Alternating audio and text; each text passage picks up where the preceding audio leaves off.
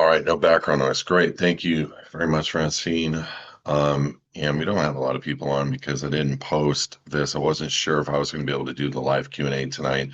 Coming to you live from Victoria, British Columbia. Yes, I'm in a different country right now in Canada on a working retreat with my spouse, and I'm excited.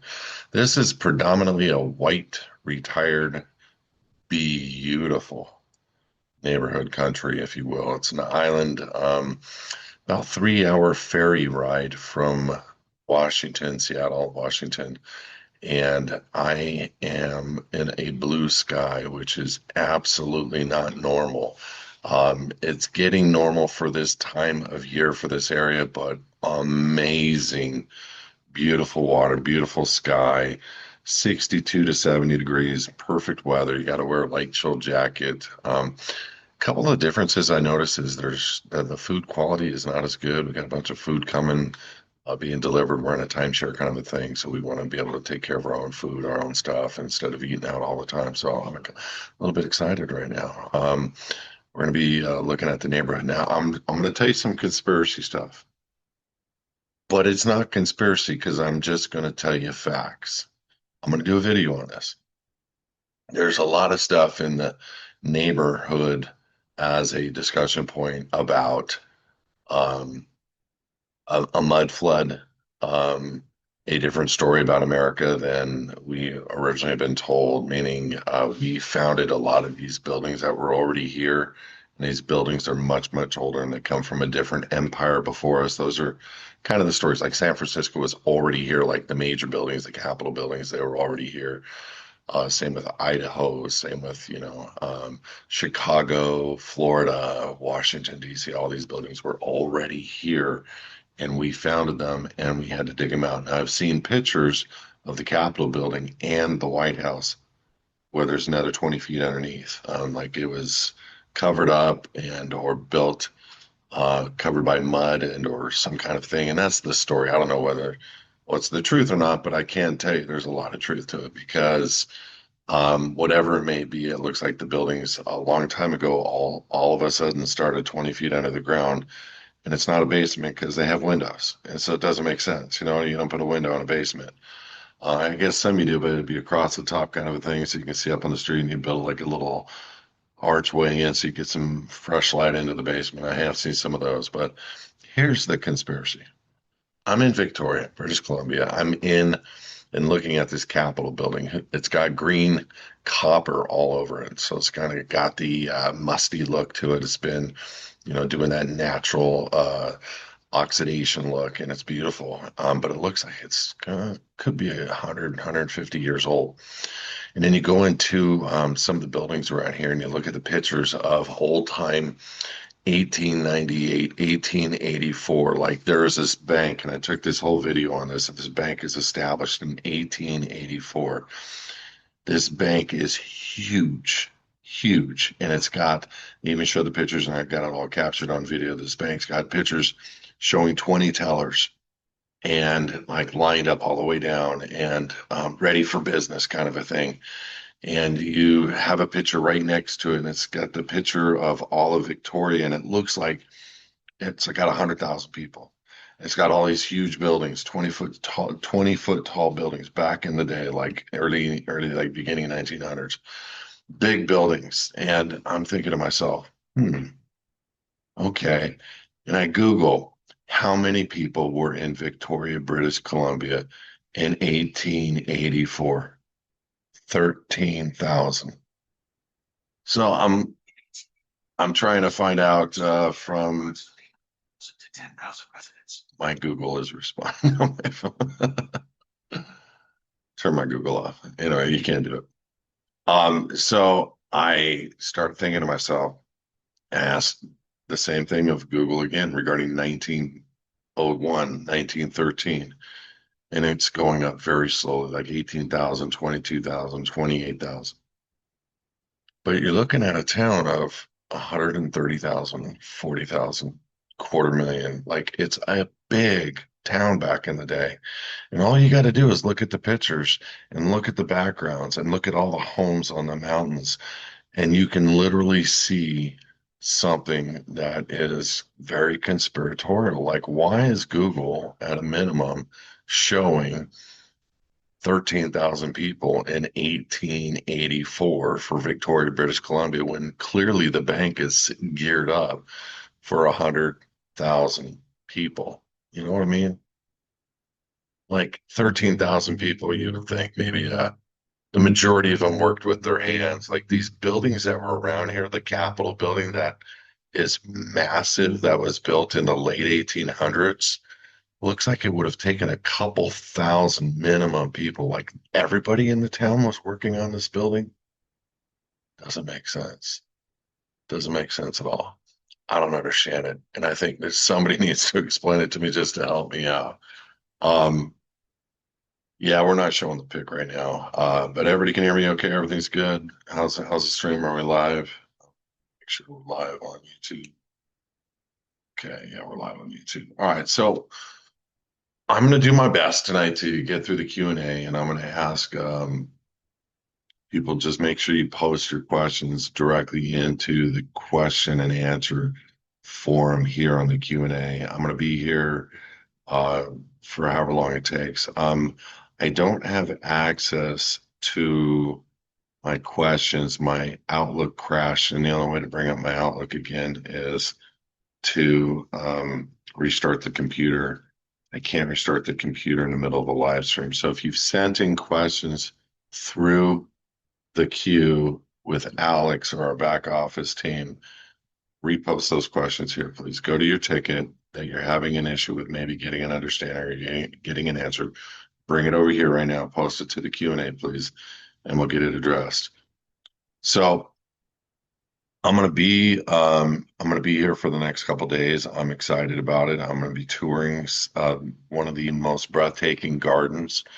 I love this stuff because you get to see the nature of God throughout the creation, and it's kind of a neat thing. There's a 55-acre garden that is supposed to be absolutely beautiful. Um, Babe, can you shut that door? Thanks. And this garden is supposed to be like the number one garden in what this entire city is known for. This island is about 460 kilometers all the way across. Like it takes 8 hours to get from one side of the island to the next. It's kind of like from Los Angeles to Phoenix, Arizona, or even a little bit further. It's a big space, big island. The design of the island from a standpoint of how it came about and the culture of the Indians that were here before, or whatever that culture was that was here before. There's a lot of recognition to that culture, a lot of things that they point out show a heritage leading back to the culture of the Indians that were here.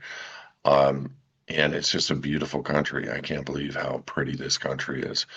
I've been asking a lot of questions about the people, what happened here through COVID, and they just said it was slammed shut, it was quiet. There are cops on every street, like three, four cops on every street. You drive down the street, you pass a cop, guaranteed almost. And there's cops almost in every large motel parking lot. It's kind of eerie, like the ratio is extreme. I don't necessarily understand that, but they did say there was a cop convention going on and that it was not normally like this. And so I'm inquiring about the cop convention and what's going on. And generally, they do conventions when they're getting ready to plan the next kind of big thing. So I'm not trying to scare anybody, but there's a lot of information out there about a pandemic called an energy pandemic that we need to be considering and whatever that means. Obviously, our gas prices have doubled in the last whatever months because supposedly somehow gasoline that's in the Strait of Hormuz or whatever the name is has to do with our direct gas price here, and I have no idea why. I get it would be that way maybe in a year by the time the gas actually got here or didn't wasn't able to get here, but it shouldn't be able to affect the gas price today because we have reserves and we have the time that it takes for something to get from the Middle East to over here. And we don't even know if that's blocking the gas that's coming in. But there's a lot of issues that I have with a lot of the things that are going on in the world, just like I'm sure everybody else does. But I want you guys to consider, if you already haven't, or you're not, let's say you're a VIP member, because we got a lot of VIP members, but we got basically um, about a 5 to 10% ratio confirmed coming to the VIP inspirational call. And I want to share something with you guys because I'm going to start posting portions of the calls to YouTube. My goal is to get people to an understanding of their freedom, not just physical freedom. We have a physical freedom here at His Advocates that is unlike anybody in the face of the world that has. And a shout out to Doug. Just ask your questions right there. I'll find them. Okay. Um, Hawkeye, ask your questions where you just posted it. I'll find it. It pops up on my computer too, so we're good to go. Um, but shout out to my New York taxi driver buddy who listens to all of these. I know he is going through a lot, and I just want to tell him, stay on your dreams. I know you're going through a lot. If you need it, and I told you when I get back, I'll take care of you on a membership and all the stuff it takes to do the LPP. But I definitely want you, as one of the people who understands freedom, because you come from Hungary. I want you to understand how much it means to me that you get it, that you don't want to live in a communist nation like you came from, and your parents and grandparents fought to be free. And people here are soft, and they don't necessarily understand what the fighting was about, and they don't understand necessarily, you know, why we had to go through what we had to go through. And I want to just state, even though we don't think we know the complete truth about our history, it doesn't really matter, does it? Because if there's a general consensus that makes an exception for you being able to make a claim of being out of the jurisdiction of the United States and they accept it, it's absolute. See, what we do from a physical freedom standpoint is we do an offer, and it's the passport as a state citizen, not doing we're not trying to say we're not a United States citizen from a standpoint of, um, I'm blanking on the words because I don't do it, where they revoke their U.S. citizenship. I'm blanking on the name of that. We don't do that. We are only affirming our citizenship to the state and to the United States of America. We're not affirming allegiance and we're not affirming U.S. citizenship, but we are not negating who we are as a citizen of the United States of America. So when you do the offer as a passport, where your application clearly says I'm not a U.S. citizen, I'm a citizen of the United States of America. And my book, the What Does It Mean to Be an American, which you can get for free on hisadvocates.org, it clearly shows you the dual citizenship nature in the Supreme Court of the United States of America, showing you United States is a federal citizenship and showing you that it is an employmentship, and that a state citizenship is the state of California, state of Arizona. It's not a, if you will, the what you call it. It's not anything outside of the United States of America, but it is outside of the United States. The United States is exclusive to the District of Columbia. And a lot of people just don't really realize who they are and what they are and what we have. We have this physical freedom. But what I'm seeing, and I'm seeing it here for Canadians every second I'm walking down the street, they don't know who they are as free men or women because they are one step from a communist country. One step. They're so close to being completely locked up and locked down, just like they're going to try to do to the majority of the world this next time. Kudos to the United Kingdom fighting right now. Love it.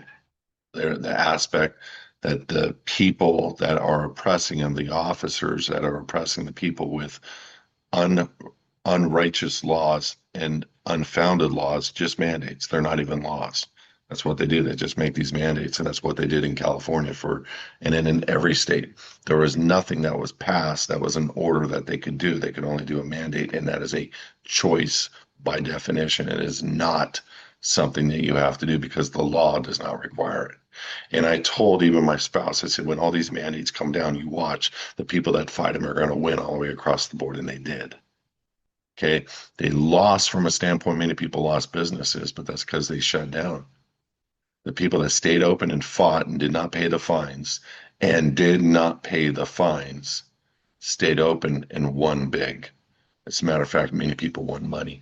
And that's all stuff that's really kept under the cover because they don't want people to know that standing up is a choice. Standing up is an absolute, especially when it's a mandate and not a right or not a law.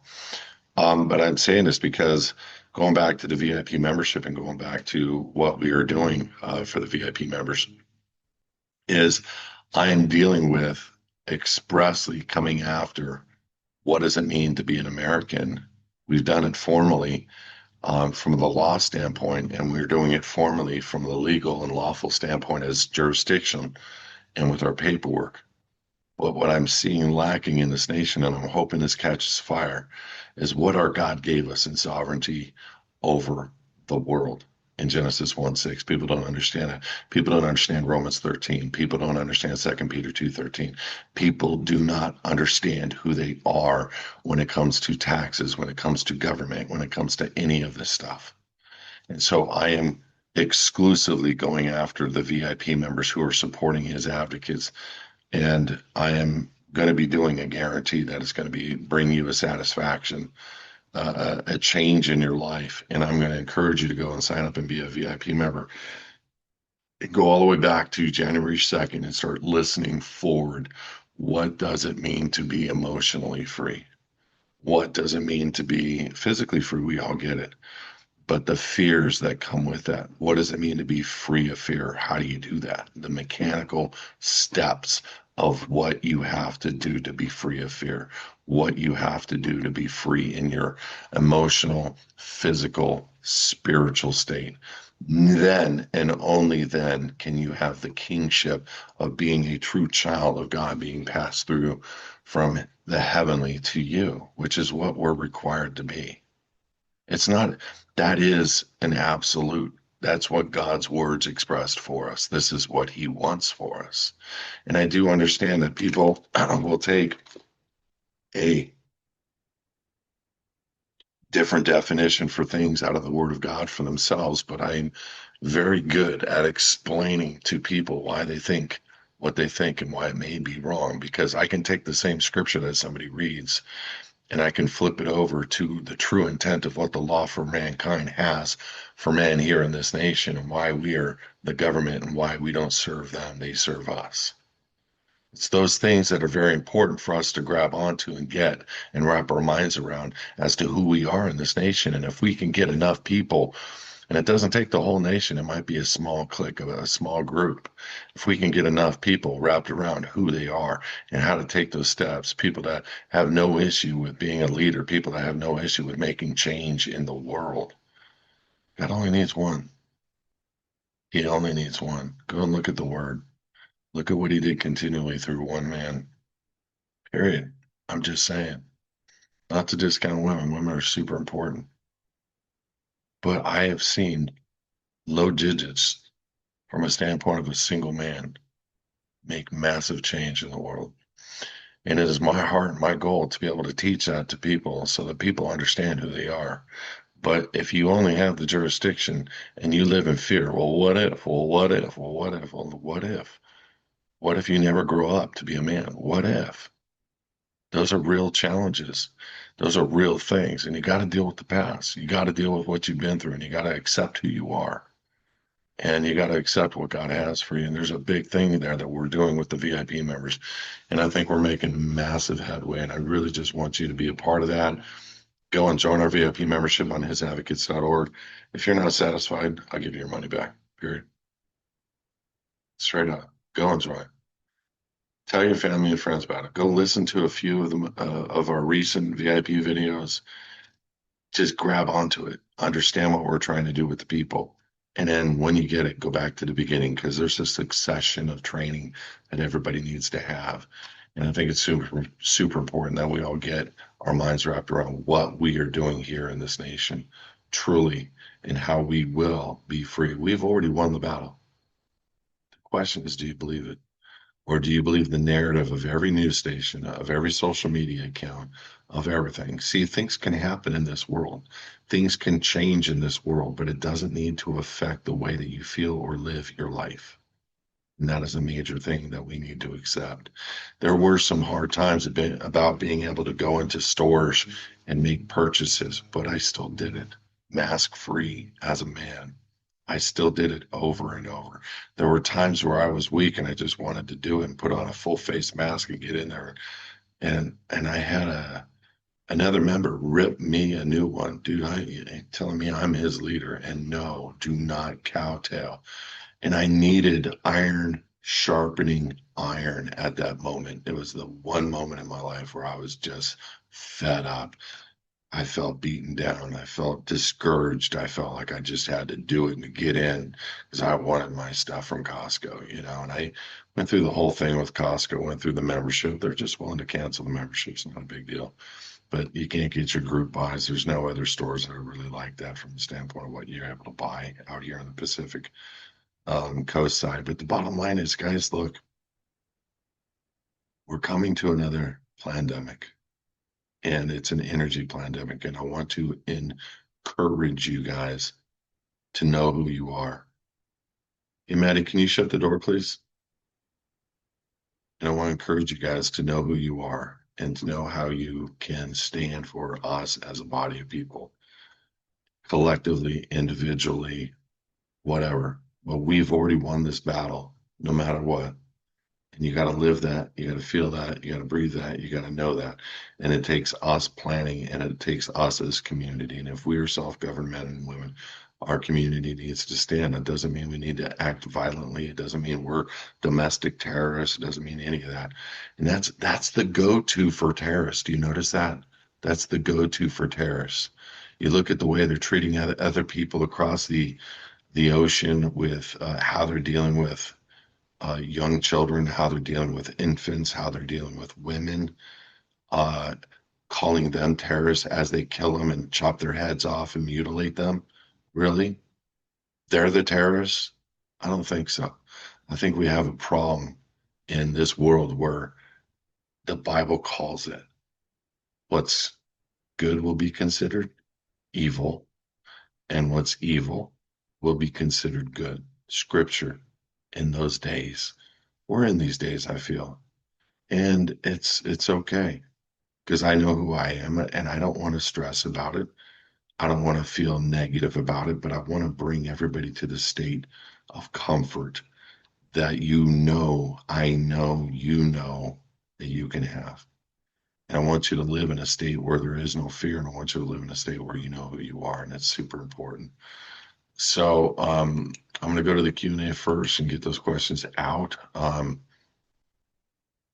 For people, first question is, when opening up a bank account under the foundation and we donate all the money to that account, can there be multiple checking accounts under the foundation account?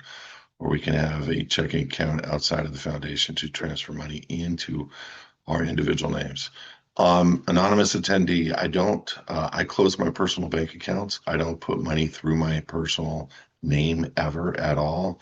I don't own anything. And anything that from a trustee or an executive director or somebody who is a servant or has stewardship over all that belongs to the Elohim. I don't want to put money through a name that, quite frankly, doesn't need to have any money come through it. I know that's a normal thought process. So your foundation should be the owner of all things and pay all your bills.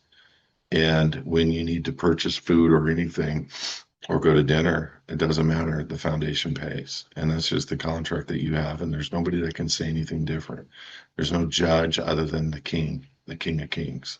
And so understand that you're going to treat that with respect. I don't want to say you can't have multiple accounts under the foundation to do multiple things. It's really not a need to have multiple accounts. There may be a need for multiple foundations, but really not a need for multiple accounts.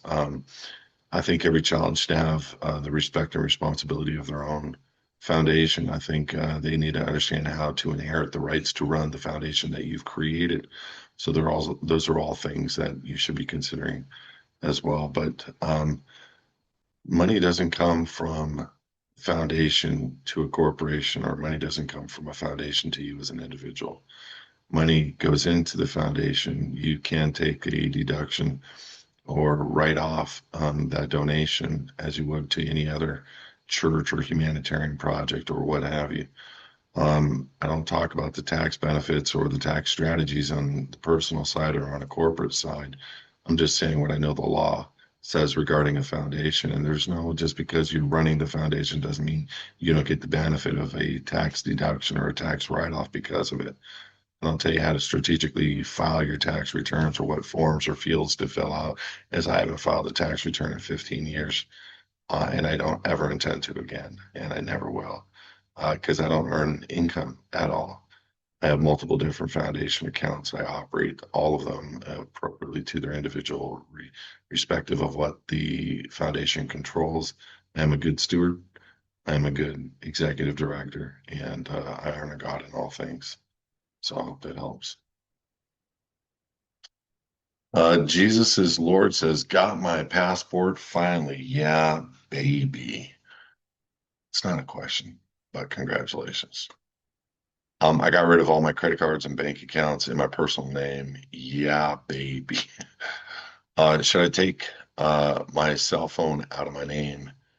Is that a contract with the United States government? It can be considered one. I really, it's really up to you. If they have a social, I just put it in the name of the foundation. Um, as a matter of fact, look at whoever your provider is. If you got T-Mobile, we have an alternative that you can do T-Mobile with us. Lower price. You can put it in a foundation, and you don't need a social security number or anything to get approved. Most every phone is transferable. So if that's a question for you, you need help with that, let me know. Next question. I asked a question a few weeks ago about my wife and how she should file, and you gave a lot of good information, but not exactly what I needed. I'm going into the private. She is not. I have filed the first paper to remove my signature from my marriage certificate. Did she file her signature on that paper with you? Question. When it goes through, or maybe even before it goes through, does she need to change her filing status? Married. Okay, so even if it's a great question actually, because a lot of people think they're no longer married, and you're taking your portion, your belief of the legal tie and creating a new agreement. You're not getting rid of the marriage license, if you will. Like, for example, this is a common misnomer. The purpose of what we're doing with the marriage, three letters, first, both have to agree to dissolving that agreement or changing the agreement. Secondly, so you're both signing all three of those letters, number one. Number two, the only purpose of that is to show that if they were ever to try to come after your children, or if they were ever to try to come after, remember, there's a Supreme Court ruling that says uh, all the property from that union belong to the state. So in understanding that, why would I want the state to think for a second I'm in agreement? So the purpose of the administrative process is to show and prove unequivocally through an exhaustive administrative process, which means they consented, whether they do or they don't. They don't cancel necessarily the marriage license, even though we ask them to, because they control that. And so there is a thing in which they are out of honor, but the fact remains there would be a marriage license and still in case, but you now have something in the event that they were to come after your children, in the event that they were to come after you from a criminal contract standpoint, showing that you signed an application that you are in fact a U.S. citizen or whatever it might be through that marriage license. That's why we want to make sure we're protecting all angles of indictment, not that you're going to be protected from murder, from rape, and all those things where you actually harmed an individual. That would come through an entirely different process of a grand jury. But the bottom line for you, I would consider the reason why we're doing this is to protect our children and to create a new agreement that they can't come after. And that's an important thing for us to understand. So your wife she's not going to say she's now divorced on tax filing. She's going to file married, sole, and separate. That's it. That's the only thing that's changing from a legal standpoint, married, sole, and separate. Because married, your definition of married and her definition of married doesn't need to meet the IRS definition. As a matter of fact, you can asterisk the word married and define it on the bottom of the 1040 as a matrimony, holy matrimony. And now you are agreeing you're a common law, holy matrimony, and using the term marriage on the IRS application sole and separate because she doesn't want to file individual or divorced or any of those things because it's not in fact the truth. You never went through a divorce process. You never did any of those things. What you did was you came to a new agreement that you both agreed that you, because of fraud in the fact and that you didn't understand the complexity and the nature of what a license costs, that you were going to remove your signatures and you were going to do a notice of fault and a certificate of default. Now that creates an administrative absolute court of record that they have defaulted because of acquiescence, period. It's a federal rules of procedure for an administrative court of record. And it actually is something that we end up putting into a common law court of record that is super, super powerful at the end, which you all know about. But for you, just have her file married, sole, and separate. Should she not even say she's married anymore? Done. Well, she can say she's married all she wants and just put that asterisk if it bothers you. Just put down on the bottom holy matrimony, because you still are before God a one. And the reality is when you do the certificate of marriage, that's being married. When you stand before God with a pastor, and that's holy matrimony. Even if you're not using the words, you're taking something between you and her and a pastor before God, and you're creating a covenant under God. So you still have, even if you defined it as marriage, then you still have holy matrimony. You're still conjoined as a common law husband and wife. Now, there's the public side license that shows you as married and where the state now controls the product of that union, which is why we want to dissolve that. Hope that answers it. Kelby, it's my third week now asking you to review the FOIA document I submitted. I'm on a vacation. I did review it. And Alex and I have answered you. This is frustrating to me because I don't know why you're either not getting the answer. Yeah, you can be very disappointed all you want. I'll show you a history and understand something. What you were asking is not a part of the living in the private process, Logan. We're trying to support what you're doing. That's it.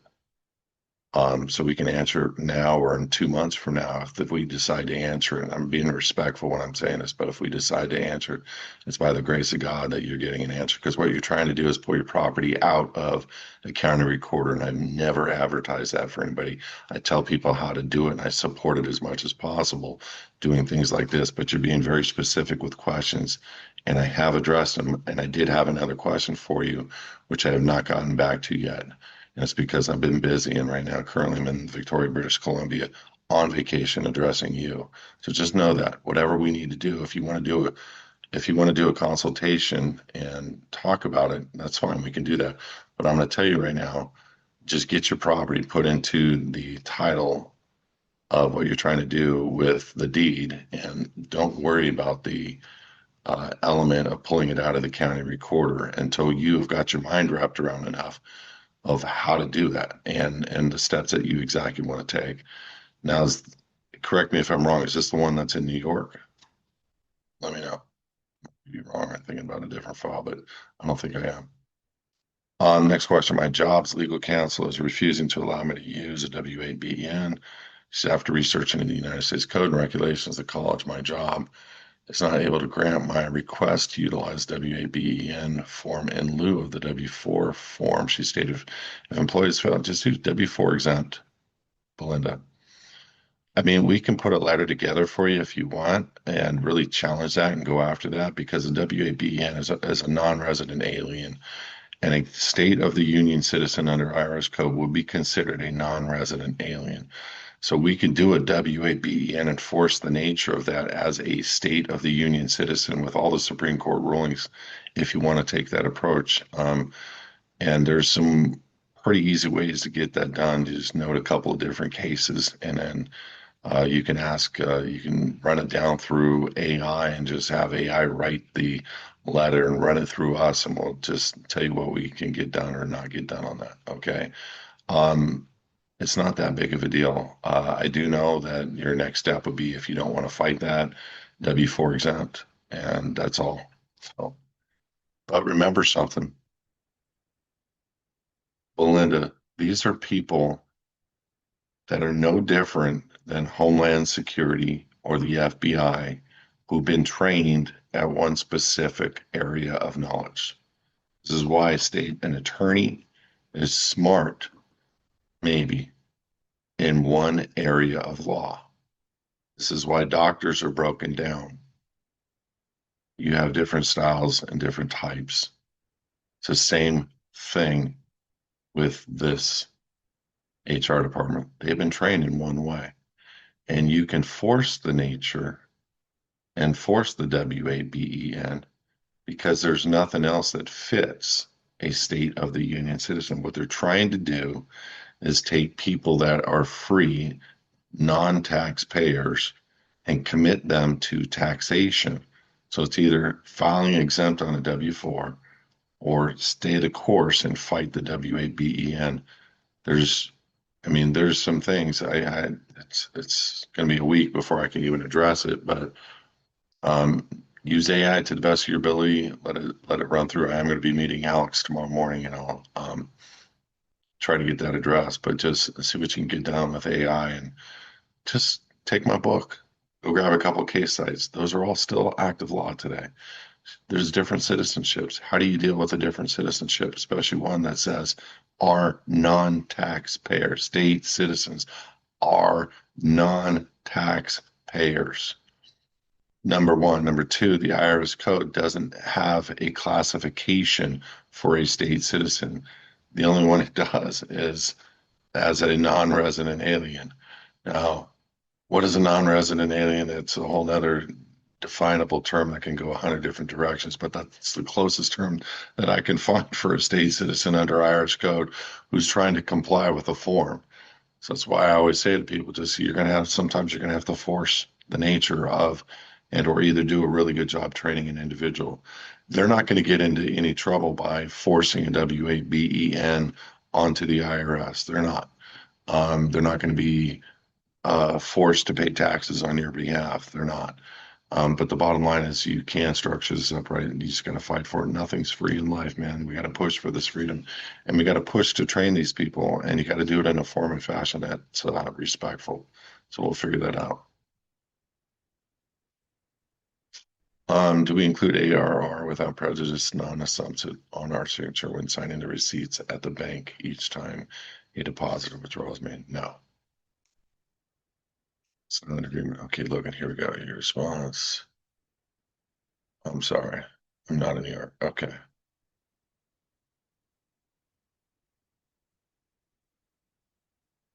Oh, I did address that. Logan, I'm going to call you tomorrow morning with Alex. We did address that. And I think it told Alex to respond a certain way to you in that we couldn't do what you wanted to do on your application. You were trying to include a FOIA in your passport application pack.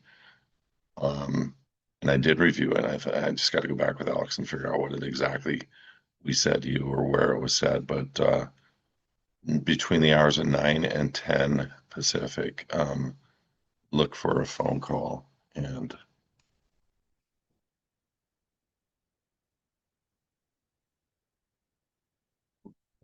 phone number in the comments.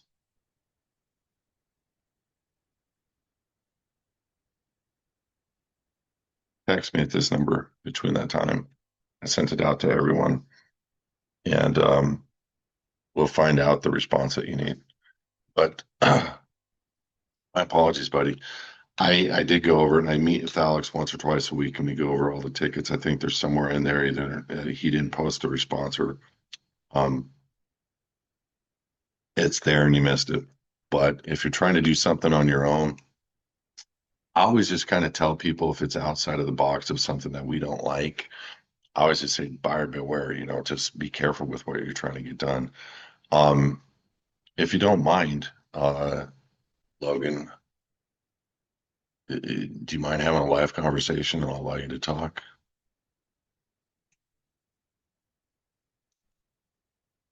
I unmuted you.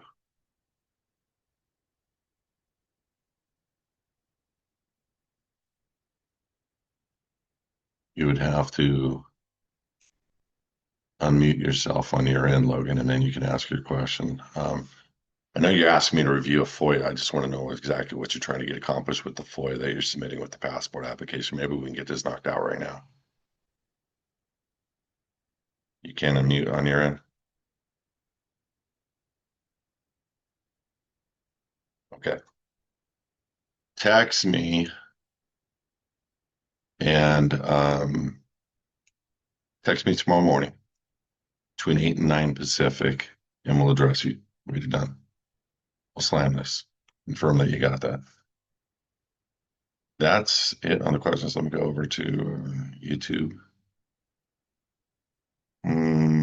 Old world buildings, resurrected saints, thousand-year millennial reign of Jesus Christ. It's foretold in the book of Revelation, chapter 20. Does anyone know? Explain more what you were trying to say there. The old world saints and the millennial reign. Does anyone know of states that would authenticate my active state document? Michigan will not. There's a lot of states that will. Don't worry about the authentication of your active state. Do me a favor. We can beat the price of what every Secretary of State is offering. We can put your docs in the public on our end. So if you have a need for the ability to record your documents, we can do that for you. Just FYI. Just ask Alex to publicly record the documents, the active state, and we'll get it done for you. The live stream doesn't really look that good on YouTube land, so my apologies. Okay, hold on. Your mic is on. Let's see, give me a second, Logan. Okay, go ahead, Logan. All right. Can you hear me? I can. What would you tell me about the FOIA?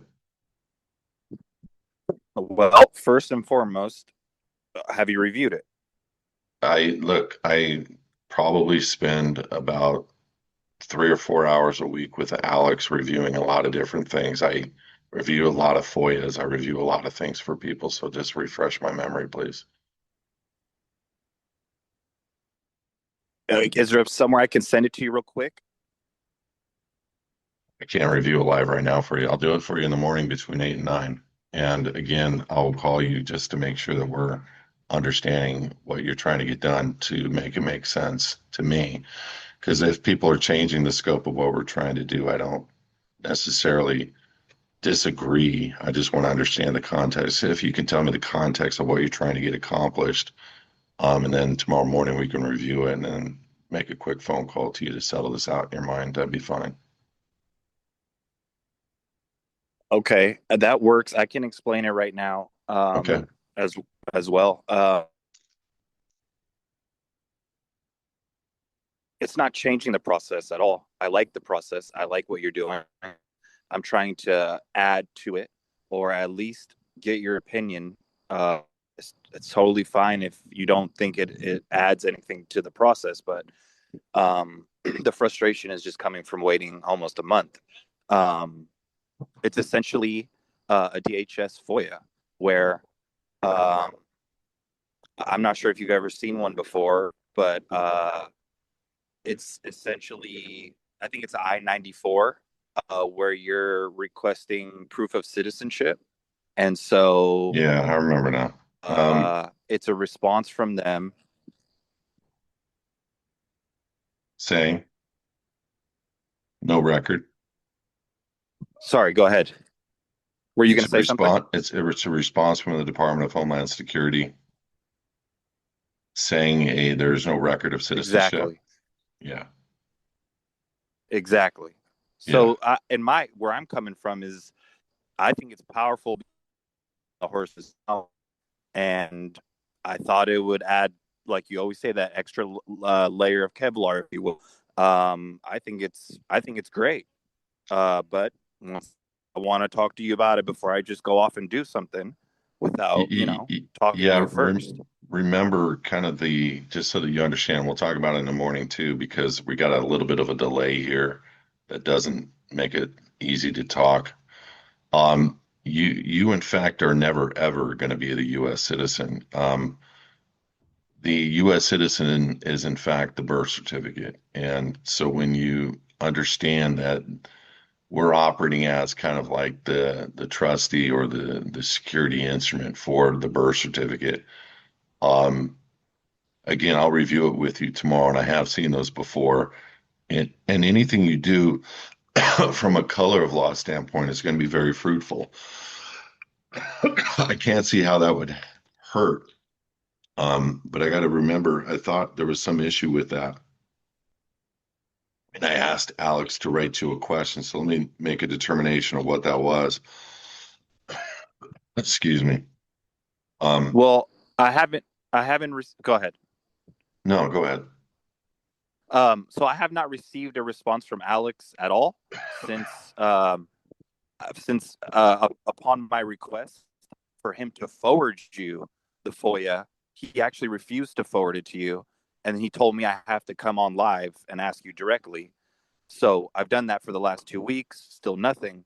Um, and essentially, just to respond to what you said, um, I agree with you. I think I mean, I understand that the BC is the U.S. person. However, as we know, well known in this community, we're being presumed to have that body attachment. They're treating our body as if it's the BC, if I understand that correctly. So, having that FOIA from them, essentially, once again from the horse's mouth, it pretty much it just nukes any presumption. We're just trying to erase the presumption, right? Yeah, so let me ask you this. When you had written in the FOIA and you got this letter from them, sorry, it's real dry up here. I don't have my water. I'm drinking out of a plastic bottle. I'm kind of not digging on it. That's no Uh, problem. I'm a little spoiled with water. So Me too. when you did your request, what were you basing it on before having them prove that you were not a U.S. citizen? Because you're doing it currently with your state citizenship passport. How do you think they came about the understanding that you were not a U.S. citizen already? Because from that's a great question, and personally, I think it's all presumption, right? So it's almost like this whole thing is make believe. It's like their the presumption is not based on anything other than uh, what we're doing contractually. So they're able to create the presumption through our mistakes contractually. Tacit So consent. sorry, go ahead. No, just tacit consent. Yeah, go ahead. Yeah, yeah, exactly. So that's why when you just simply when you just simply ask them, they say, "Oh no, no," and of course, it's plausible deniability for them, uh, as they always do. They leave. Listen, these people, even though what they're doing is arguably evil, if I mean, some people could make that point, but they do stay in honor. So it's like they're basing their yes, they tricked us, but it's our duty to be competent in what we're doing. So yeah, they technically tricked us, but it just goes to prove the FOIA almost goes to prove that when you actually specifically ask them, is this what I am? They'll say, oh no, no, no, no, it's not. We don't have any record of that. And you're like, yeah, okay, that's what I thought. So it So just proves in that the it's FOIA all make believe. request. My apologies. In the FOIA request, did you ask them if you were a United States citizen from an understanding in their records to that degree? Yeah, I'd have to look up exactly what the question was, but it states in the FOIA itself that it's simply, uh, I forget exactly what the wording, but it's a request for citizenship, from DHS, the Right. U.S., the United States, person. Yeah, no, we did address this. Alex and I did address this, and my apologies. I don't mean to make you feel like you're being pushed out. But let's circle around in the morning. I just want to make sure it's buttoned up tightly from a standpoint of because you would need to place a certified copy of the FOIA. So you'd have to do a self-certification of the FOIA because they're not going to give that to you under the pains and Well, penalties of perjury. Go well, ahead. that's the other thing that I had mentioned to Alex when I initially wrote the message. I explained to him that I had it federally authenticated, so I could get that, like you just mentioned, certification, because I didn't want to just turn it in just as a printed out copy. So I actually went down, um, and got a federal authentication on it. And Alex seemed very confused. He said he didn't know what it was. He said The that the you wouldn't know what it authentication was. is you're authenticating the notary, correct? It's not notarized. So when you're saying you federally authenticated it, what was the form requirement that you were able to do that with, and what did they give back to you? Are they placing something into public record and certifying it back to you? What does that mean to you, federally authenticated? It's I went down to the passport center, and I physically gave them the uh the The document. FOIA, the Yeah, the FOIA. FOIA. I physically gave it to them, and then it's no diff same process as the birth certificate authentication. Yeah, but They put that's that same confusing. authentication on top of it. They I forget what you call it. They put a ribbon, and they tied it. They attached the document. So I've never heard of anybody authenticating anything necessarily outside of federal documents, is my It point. is a federal document. The FOIA, your FOIA. Yes, it's from DHS. Oh, you're talking about the one that they gave you. Yes. So the authentication, I thought you were talking about your FOIA. The authentication, really, from a method standpoint, is only for the ability of you being able to show people outside of the United States, which is a powerful document, but to show people outside of the United States that it is a federally authenticated document. So it's absolutely a certified copy from the federal government.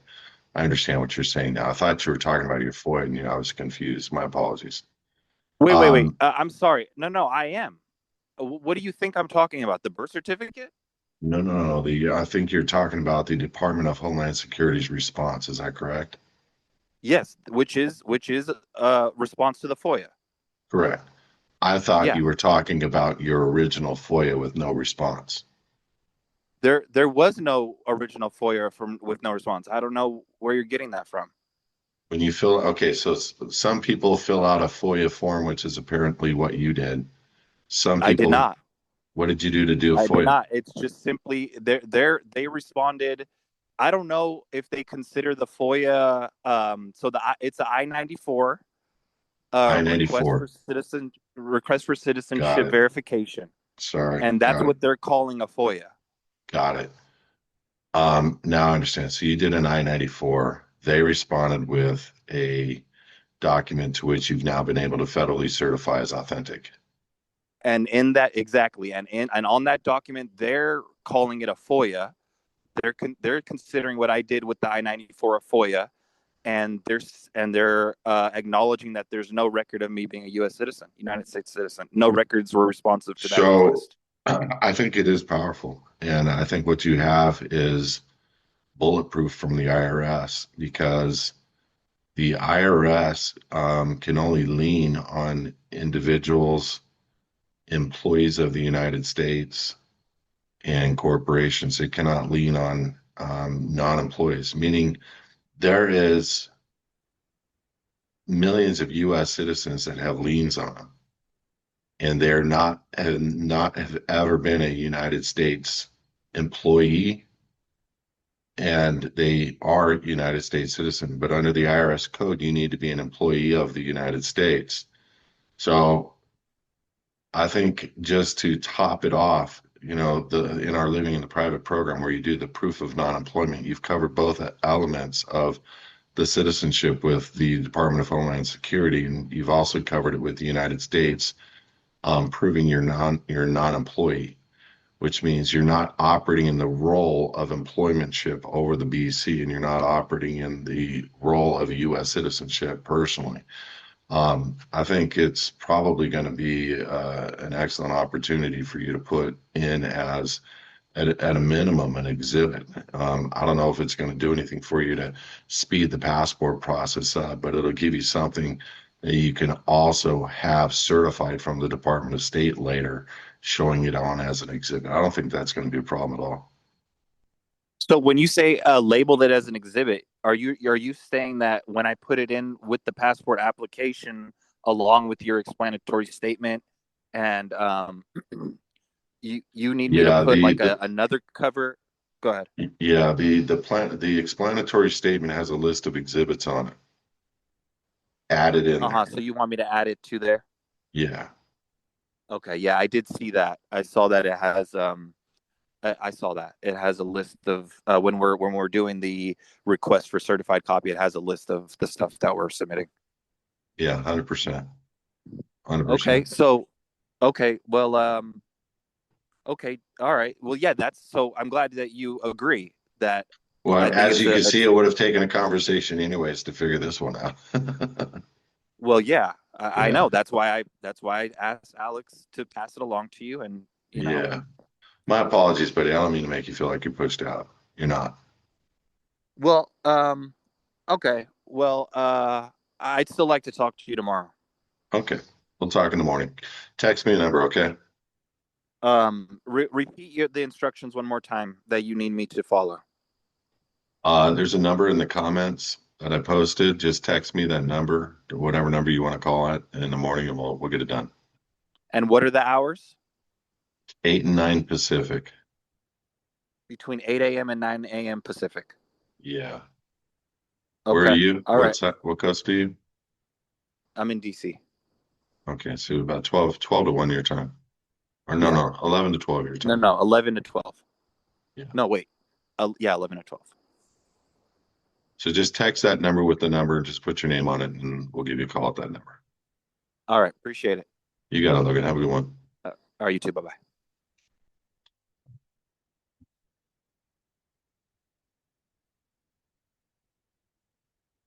So, Hawkeye, Hawkeye, I would open up I saw your email come in today. I'm like, cool, I'll get it addressed right now, but I can't open my Outlook right now. And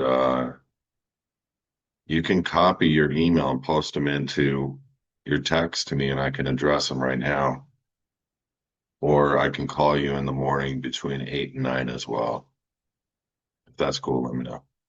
All right, guys. Look, I appreciate it, man.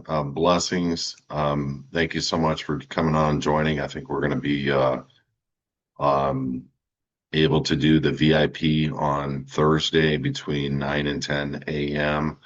And then again, I'll be doing um, I believe, a Sunday morning prayer call. So appreciate you guys coming on.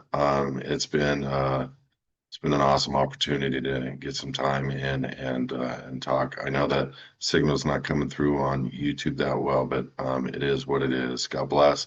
Have a great week. I'll see you on Thursday, VIP members for the inspirational meetup, and looking forward to it. Enjoy your week.